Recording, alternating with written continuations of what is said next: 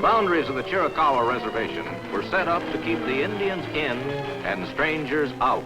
Renegade raiders took advantage of this because they knew that when they fled, the Chiricahuas would be stopped at their own border, as though by a stone wall.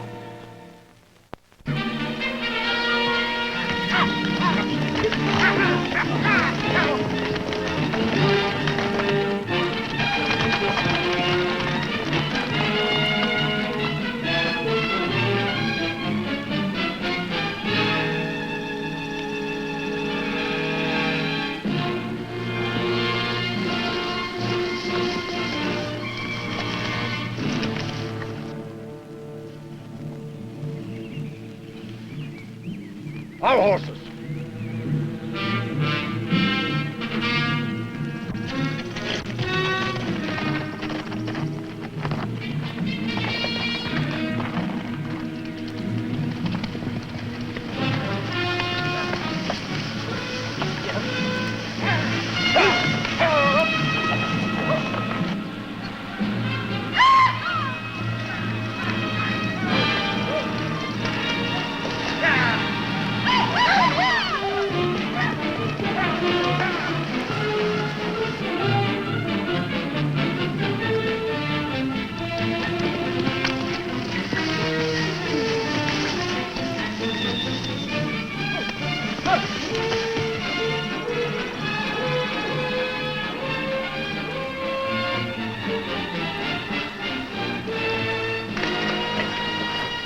Tupai!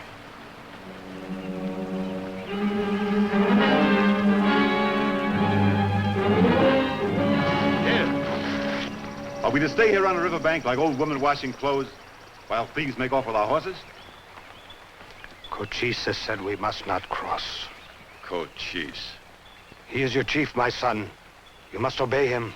Our chief will hear from me about this.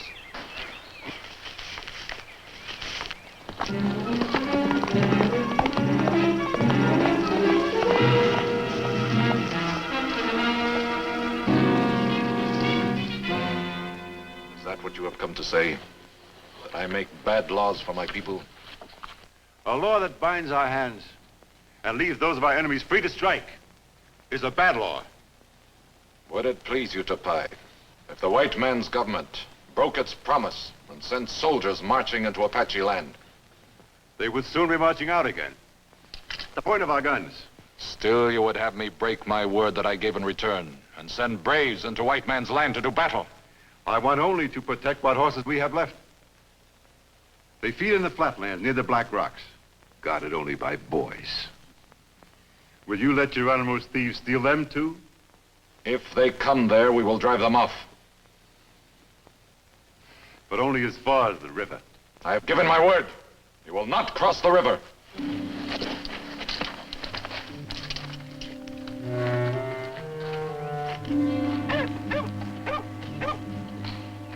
Cochise will not long keep his people's trusted respect, upholding a law that changes his warriors into helpless women.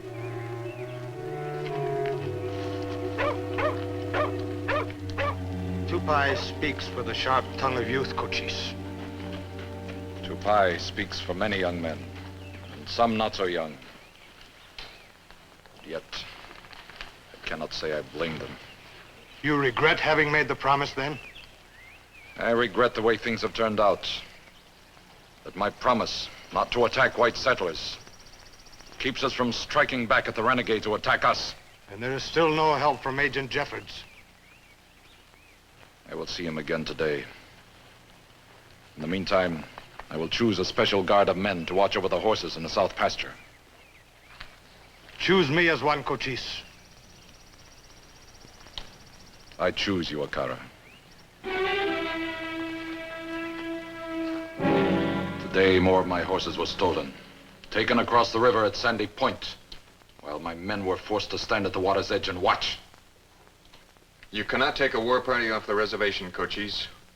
A nation of warriors, forbidden by the chief to do what is the right of all men to do when they are attacked, to strike back. The army is doing everything it can to stop the raids.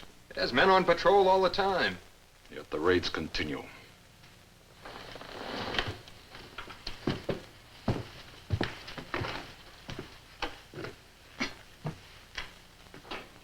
Colonel Horn has asked for more men. It was not so long ago that the Apaches and the soldiers were enemies, filled with hate for each other. I'm not so sure the soldiers want to protect us now. The soldiers now look upon the Apaches as their friends, Cochise.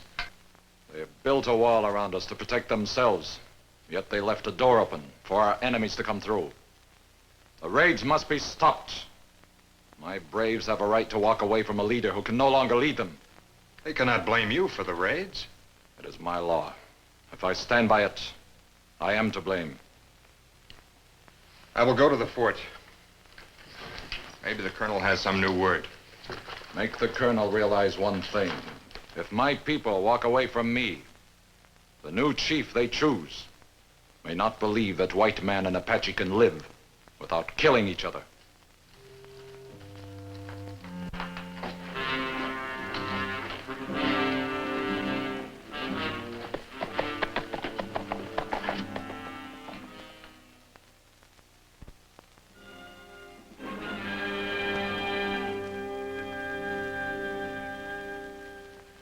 I haven't got a man to spare. All spare troops are up in Montana. The Shoshones are on the warpath. Just no men available. No word about trying to get some or suggesting a way to get some. Maybe Cochise was right. About what? He thinks the Army's out to get him one way or the other. You telling me he thinks the Army's trying to double-cross him? From where he sits, I can't blame him. He can't think that. I like Cochise. I'm on his side on this thing. Then make him believe that. But I haven't got the men. Come here. Look at the area I'd have to patrol to keep Geronimo's men off Cochise's land. 2,500 miles of perimeter if there's an inch. And I've got 3 companies of men. 3 small companies for patrol, Jeffords.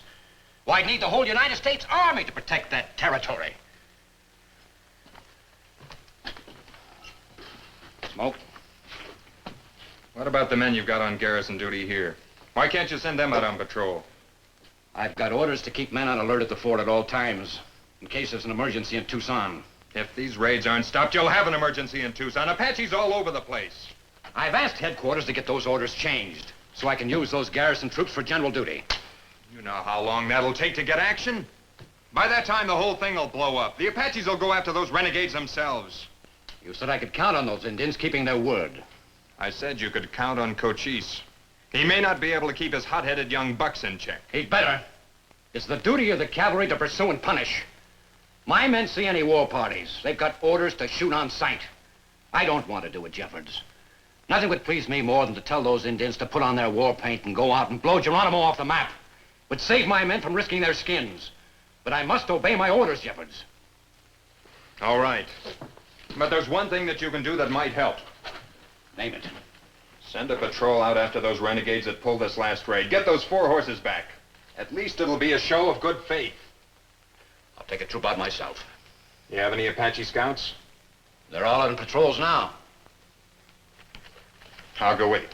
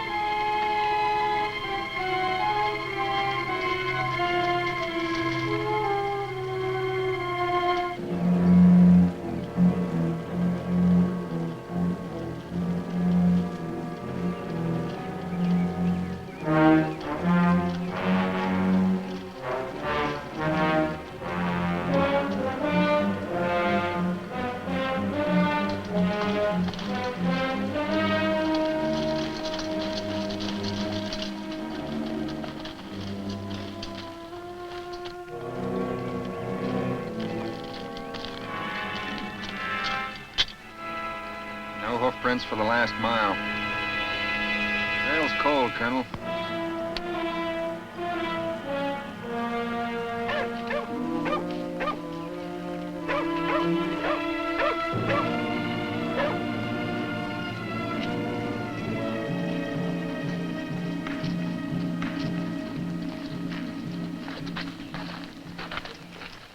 You have brought news? I do not bring good news, Cochise. The colonel did not get the men he asked for. That is all you have to say. We took out a patrol. The trail was cold. The trail will always be cold for the white man. It takes an Apache to catch an Apache. We waste time, Cochise. Throw away the law that keeps us chained. Let us ride and destroy our enemy, wherever he may be. Throw it away, or we ride without your permission and select a new chief when we return. They must obey your law, Cochise. Obey? For what? Obey until when? Until every horse is stolen and we walk on our feet like beggars? We will find the renegades. We know how they cover a trail. We have lived with them. Cochise, stop them. Speak more, Cochise. Speak as an Apache. They are men who have the right to take what belongs to them. If the soldiers see a war party, they will shoot. Let them. Our guns will speak back.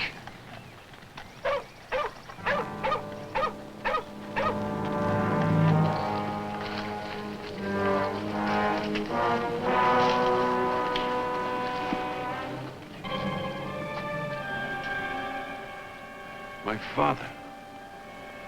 Attacked from ambush near the Black Rocks. They rode off with all our horses. The boys who were guarding our horses. My son, Chula. Chula was captured.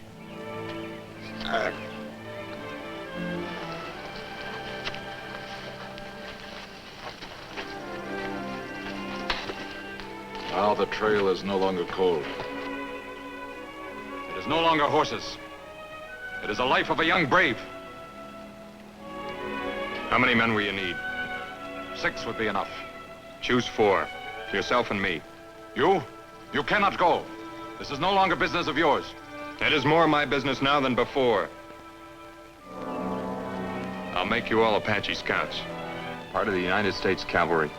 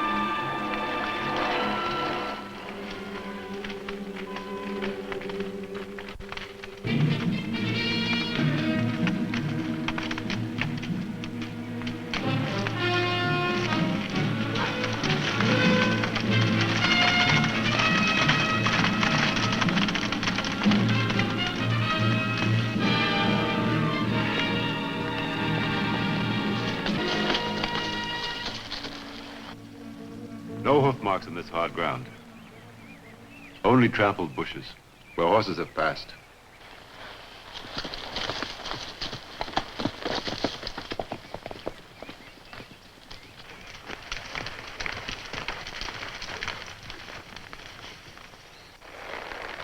Two-Five says about 4 or 5 more miles. It's a good camping ground. They should be hiding there. We will go to where they hide and visit with them.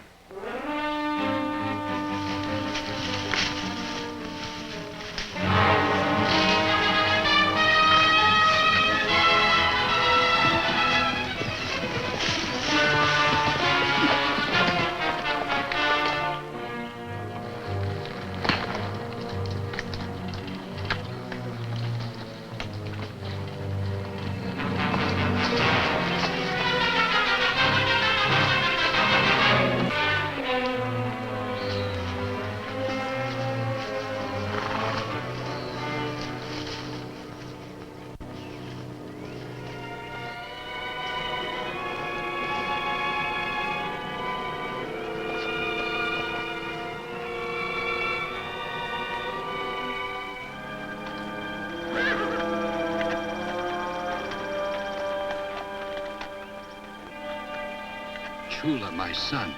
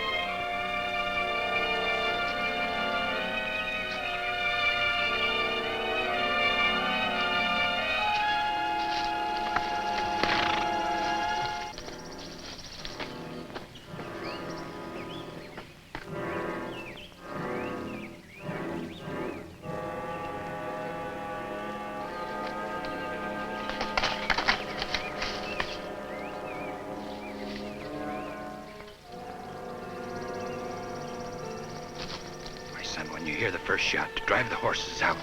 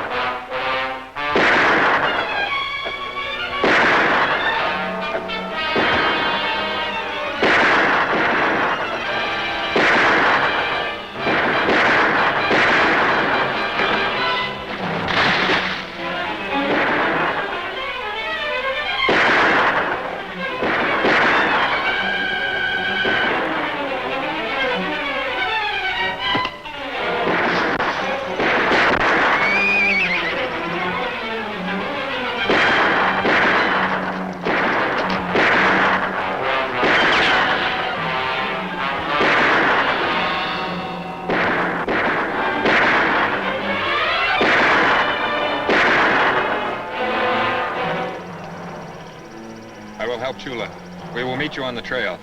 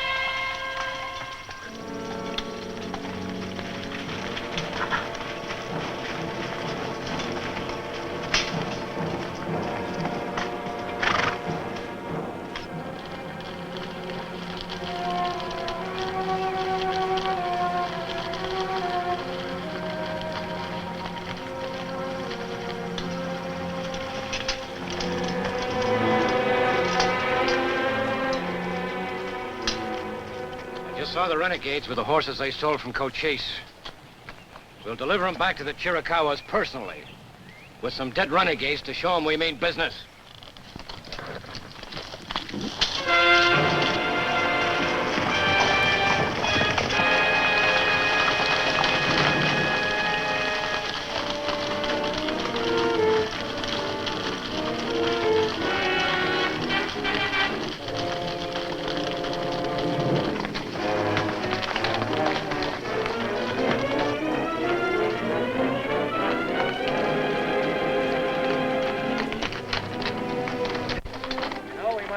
Geronimo.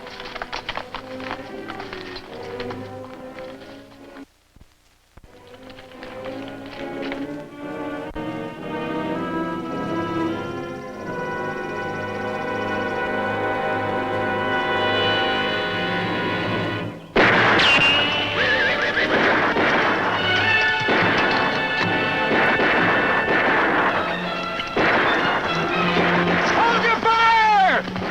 Cease fire! It's Jeffords!